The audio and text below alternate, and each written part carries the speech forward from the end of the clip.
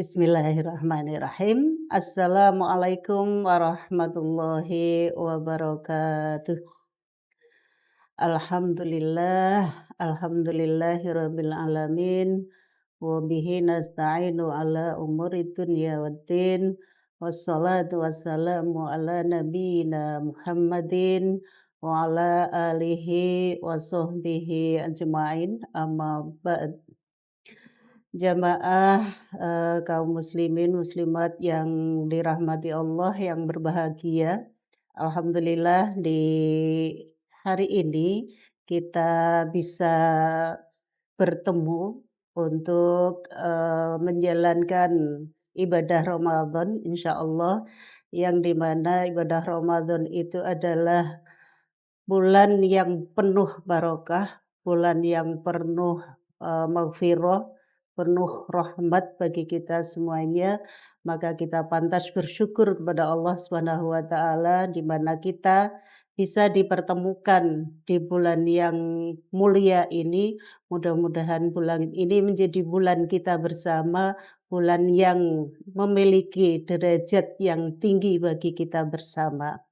Salam salawat semoga tercurah kepada Rasulullah Muhammad Sallallahu Alaihi Wasallam yang senantiasa kita teladani, dan mudah-mudahan kita bisa bersama beliau nanti di surga. Jamaah muslimin dan muslimat yang dimuliakan oleh Allah, pada kesempatan ini kami akan menyampaikan satu materi yang berjudul ibadah sunnah di bulan Ramadan. Masya Allah, di bulan Ramadan itu setiap amalan kebaikan kita akan bernilai ibadah.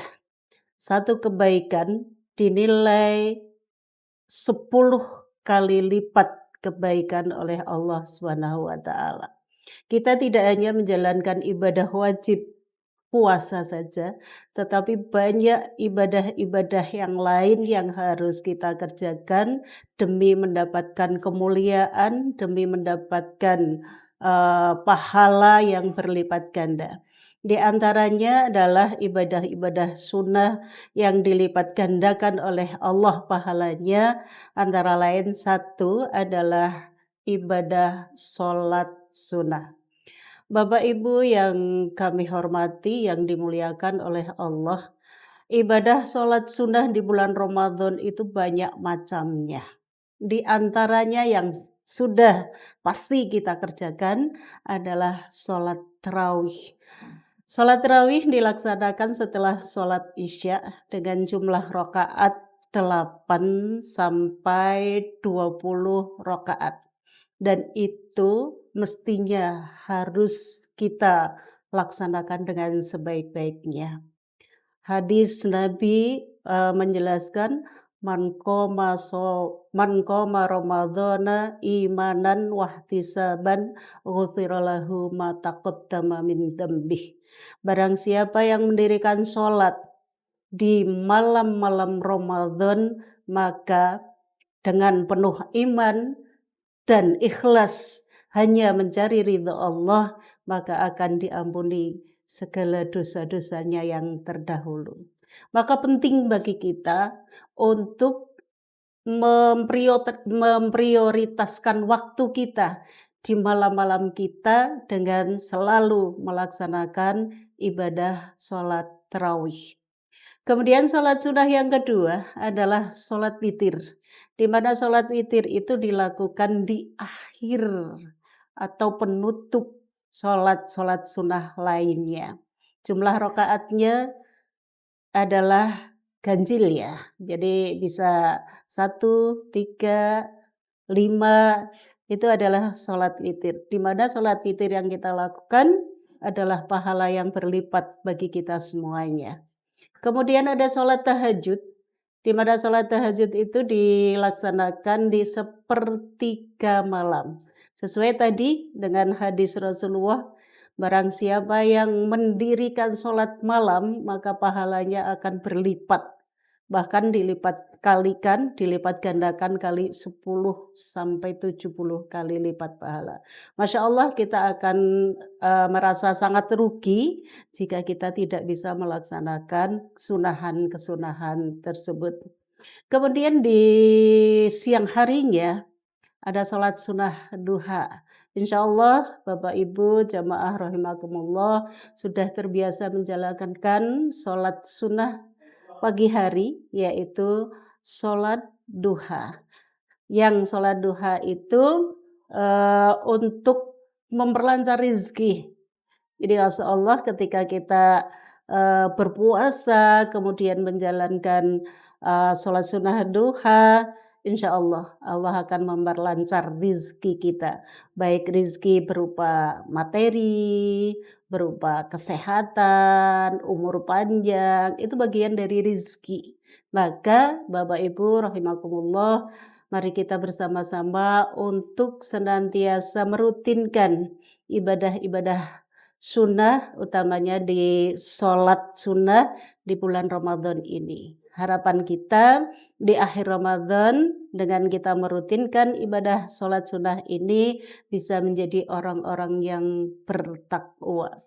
Kemudian kesunahan yang berikutnya adalah memperbanyak tilawah Al-Quran. Kita masih ingat di satu ayat dari surat Al-Baqarah ayat 185 ya. Syahrul Ramadhana alladzi unzila fihil Qur'an. Wa di bulan Ramadan ini diturunkanlah Al-Qur'an yang menjadi pedoman bagi kita semuanya, yang mengarahkan kita kepada hal-hal yang hak atau benar dan membedakan kita kepada hal-hal yang tidak benar. Maka dari itu sudah sewajarnya bagi kita untuk senantiasa membaca, kemudian memahami dan mengamalkan isi Al-Quran. Masya Allah ya, banyak orang yang berlomba-lomba dalam bulan Ramadan ini untuk ingin segera menghatamkan Al-Quran. Itu bagian dari ibadah yang berpahala, yang berlipat-lipat dalam membacanya. Maka Bapak Ibu yang kami hormati, mestinya kita tidak hanya membaca saja, tapi juga memahami dan juga mengamalkan apa yang ada di Al-Quran tersebut.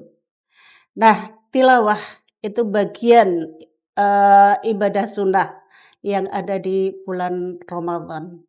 Yang berikutnya adalah ibadah sunnah yang lain adalah memperbanyak zikir dan doa. Bapak Ibu rahimakumullah, bahwa di bulan Ramadan tentunya kita masih ingat bahwa hadis mengatakan ketika kita berada di bulan Ramadan, setan-setan itu dibelenggu. Maka bagi kita tentunya karena setan dibelenggu, kita akan memaksimalkan diri untuk senantiasa menambah ibadah kita kepada Allah melalui zikir, melalui doa, dan itu semua bagian dari ibadah sunnah di bulan Ramadan. Zikir misalnya dengan memperbanyak bacaan tasbih, subhanallah, hitungannya berapa banyak ya, tidak hanya 3 kali, tidak hanya 7 kali, diperbanyak untuk berzikir tersebut. Alhamdulillah bagian dari zikir juga. Kemudian la ilaha illallah bagian dari zikir juga. Kemudian istighfar ini bagian dari zikir juga. Jadi astagfirullahaladzim ini diperbanyak. Karena apa? Dengan kita banyak membaca zikir, insya Allah pahala berlipat, dosa akan dihilangkan. Karena apa? Setan sudah dibelenggu oleh Allah Subhanahu wa taala.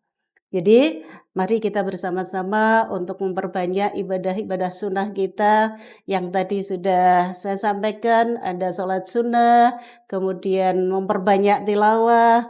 Berilah kita target di bulan Ramadan ini tilawah bisa khatam berapa kali? Minimal 1 kali, lebih banyak lebih baik. Kemudian doa, kemudian zikir dan lain sebagainya. Insya Allah kita akan menjadi orang-orang yang bertakwa di akhir Ramadan, kemudian kita dimuliakan oleh Allah Subhanahu wa taala. Jika kesunahan-kesunahan itu bisa kita laksanakan dengan baik, kita layak untuk merayakan hari raya Idul Fitri. Barangkali itu Bapak Ibu yang kami hormati, mudah-mudahan bermanfaat. Wallahu minkum, wabillahi taufiq wal hidayah. Assalamualaikum warahmatullahi wabarakatuh.